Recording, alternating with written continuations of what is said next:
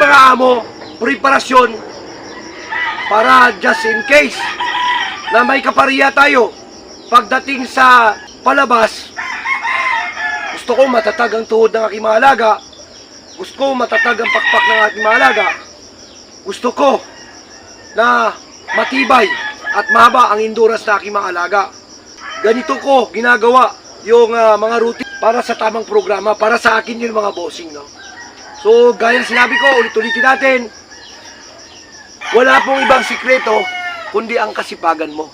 Kasi ako, mga idol, sa bawat okasyon na dinadaluhan ko, ini-expect ko na yan, na yung mga nandoon, yung mga karamihan na nandoon, na sumasali, mga idol, is matatag.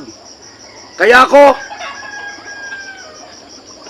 sinasanay ko na ang mga alaga ko sa mga bagay na yan.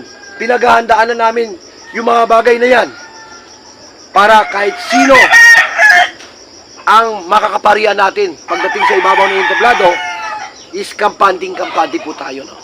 Tsaka alam natin yung dapat gawin, mga bossing. Dapat yun ang importante. Kahit hindi ka magaling, basta't alam mo yung ginagawa mo at alam mo yung programang ginagawa mo, sundan mo lang, mga amo. Tiyagaan mo lang. Yan ang the best. Lahat may pagkatalo, lahat ay may pagkapanalo. Good morning po sa ating lahat. Exercise lang tayo, mga idol. Sarap pag-exercise. After that, doon naman natin nilalagay yan sa cord, mga idol. May cord ako dito para relax sila lahat, na. Ganun lang kasimple, mga amo. Yung ating manukan, medyo masukal. Kaya kinakailangan, palinisan na rin natin, mga idol. Good luck and God bless, mga bossing. Huwag kakalimutan, i-share, no?